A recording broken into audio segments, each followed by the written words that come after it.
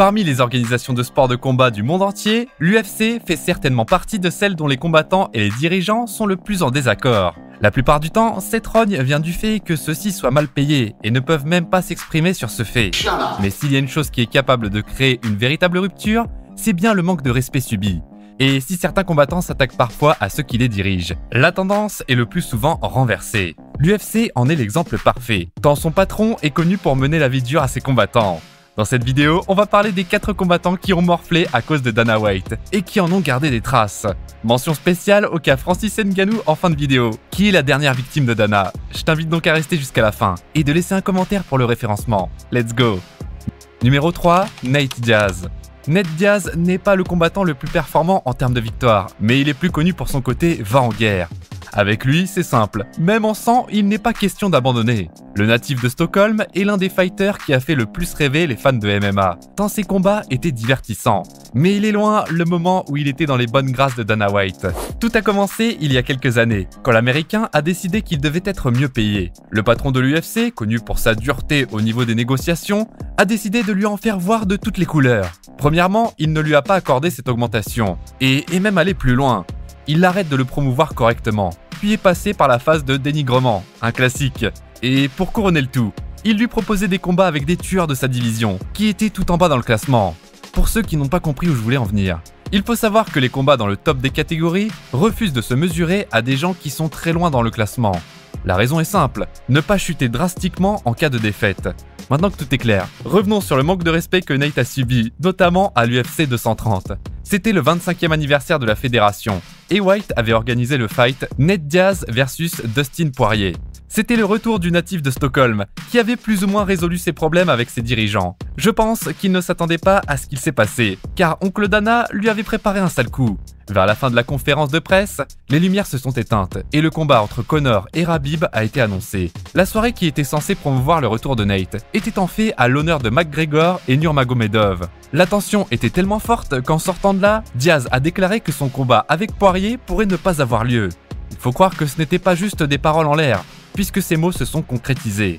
À partir de là, le rouleau compresseur de l'UFC était lancé contre lui, et la suite de sa carrière dans la fédération était en péril. Il ne combattait plus régulièrement, car on lui proposait des adversaires qui ne le valaient pas, entre guillemets. Mais c'est en 2022 que l'Américain a décidé de se séparer de l'organisation qu'il a vu devenir une icône. Une séparation qui ne s'est pas faite sans tumulte.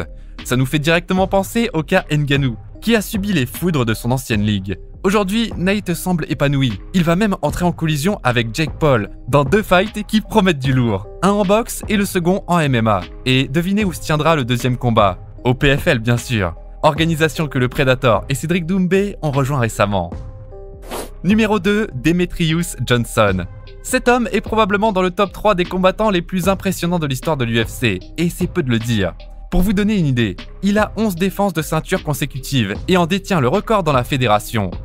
Malheureusement, son règne a pris fin lors de l'UFC 227, alors qu'il affrontait Henry Cejudo. C'était une défaite par décision partagée, chose qui a fait jaser dans la communauté MMA. En effet, Johnson était déjà en bif avec Dana White, ce qui a poussé certains à déclarer que la victoire lui avait été volée. Dans une interview donnée sur la MMA Hour, la légende du MMA a fait le point sur ce qui a mal tourné avec ses anciens patrons. Accrochez-vous, c'est juste lunaire. Tout commence lorsque l'UFC décide d'organiser une édition de The Ultimate Fighter pour mettre en jeu le titre de champion des poids mouches.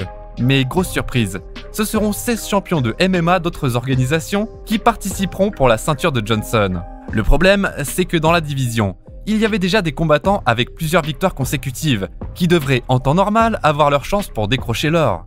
Le truc le plus fou, c'est que Demetrius l'a appris lors d'un live Twitch par un abonné, ayant donné son point de vue en critiquant cette décision. Le champion de l'époque n'a pas tardé à recevoir des répercussions. Voilà en bref le déroulé des événements. Le lendemain, j'ai reçu un appel téléphonique de Dana White. Et là, il a commencé à me traiter d'imbécile, que je venais de ruiner tout ce qu'il essayait de mettre en place pour moi, etc. Moi, je lui ai répondu que j'étais tranquille en live, et je découvre un truc qui me concerne par un viewer. Donc j'ai donné un avis honnête. Et puis il me demande si Sean Shelby m'a pas appelé. Je lui réponds que non, il ne m'a pas appelé. C'est là qu'il me dit au revoir et raccroche. Le jour suivant, c'est au tour de Shelby de m'appeler et de dire ceci. « Eh mon gars, il est trop tard, tu as fait n'importe quoi !» en voyant l'ampleur que cette situation prenait. Mon coach me disait de prendre sur moi et d'accepter la faute. Mais moi j'étais là à lui dire que je ne ferais pas ce truc. Je n'ai rien à me reprocher. C'était ma réaction naturelle aux nouvelles qui m'ont été annoncées sur place, par un fan. Je devais donc faire semblant d'être content de ça? Hors de question. Mec, j'assume ce que j'ai dit là-bas. Je n'ai pas de souci avec ça. Depuis ce jour, j'ai commencé petit à petit à être plus libre dans ce que je pouvais dire. Johnson a ensuite défendu avec succès son titre contre le vainqueur de cette saison, nommé Tim Elliott. Quelques mois plus tard, il a de nouveau conservé sa place de roi, mais le point de rupture avait déjà été atteint avec ses employeurs. Après 10 défenses de titre, l'UFC ne savait plus quoi faire pour faire tomber le champion intouchable. Ils ont donc fait appel au champion de la catégorie au-dessus, les poids coqs. TJ Dillashaw était un combattant très connu à l'époque, qui faisait ses débuts dans la division. Les négociations ont cependant été difficiles et White a régulièrement sous-estimé Johnson. Il ne faisait pas assez sa promotion et allait même jusqu'à le dénigrer. À bout, l'homme a fini par prendre la parole en public pour dénoncer les mauvais traitements et les irrespects qu'il a subis de la part de l'UFC. Sorti du déni, l'ancien champion a enfin réalisé la terrible dynamique de pouvoir de sa relation avec la fédération. Le combat a finalement été annulé, car l'UFC mettait un énorme désavantage sur l'homme. Ils ont même menacé de fermer la catégorie des poids mouches si Johnson refusait de se battre. Bien sûr, rien n'a été fermé, ce n'était qu'un coup de bluff. Quelque temps après, l'Américain a quitté l'organisation non sans créer de l'émoi et est allé au One Championship.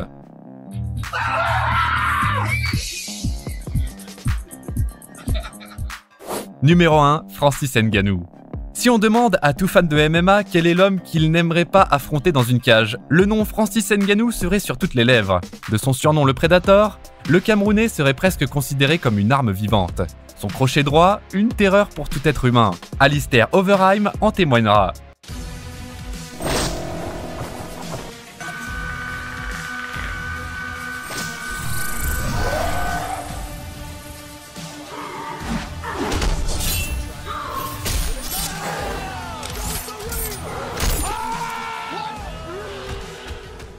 Avec un tel profil, c'était évident qu'il allait avoir une carrière extraordinaire dans le monde des sports de combat. Mais qu'est-ce qui n'a pas marché avec l'UFC, puisqu'il est désormais persona non grata dans l'organisation. Le début de Francis Ngannou à l'Ultimate Fighting Championship ont été prodigieux, tant il avait cette facilité à terminer ses opposants en quelques secondes parfois. Dana White était content de ses performances et du storytelling qui allait avec. Mais quand Francis a voulu avoir un contact plus attractif en termes de rémunération, les choses ont complètement basculé. Une simple allusion aurait changé la dynamique de la relation entre l'ancien champion et son patron. Écoutez par vous-même, ça n'a aucun sens. Après un run exceptionnel pavé de KO sur ses adversaires, Francis Ngannou devait entrer en collision avec le champion de l'époque, Stipe Miocic. Grosse désillusion. Il a été salement dominé par le vétéran, qui n'a fait qu'une bouchée de lui. C'était la descente aux enfers du Camerounais. Juste après sa défaite, le patron de la fédération a fait une déclaration comme quoi Francis avait pris la grosse tête et que son ego était incontrôlable. As did other people in the organization, and this guy's ego just was so out of control. It's like...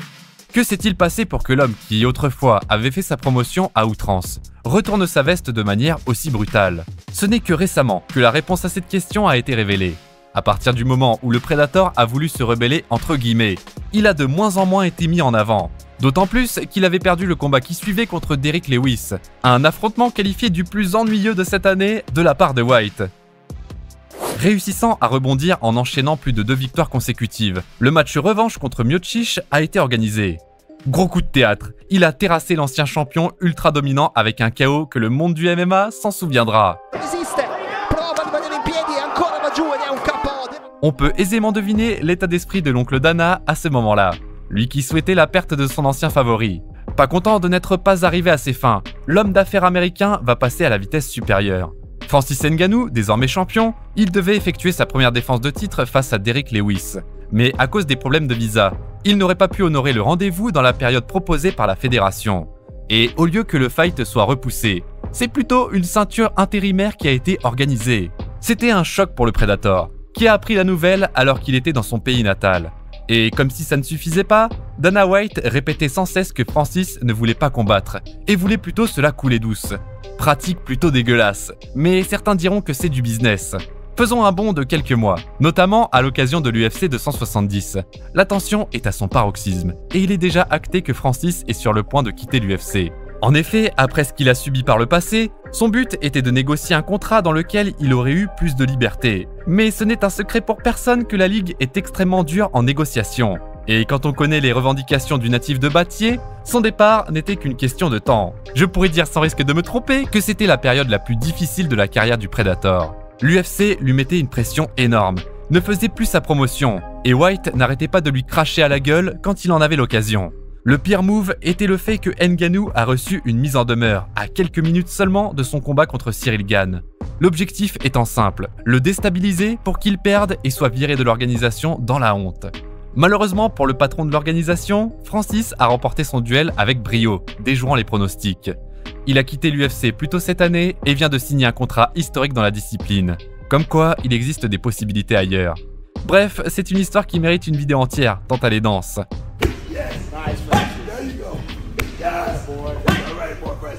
Faites exploser le compteur des pouces bleus si vous voulez connaître la version complète. Il est clair qu'il y a un véritable problème avec la politique contractuelle de l'UFC.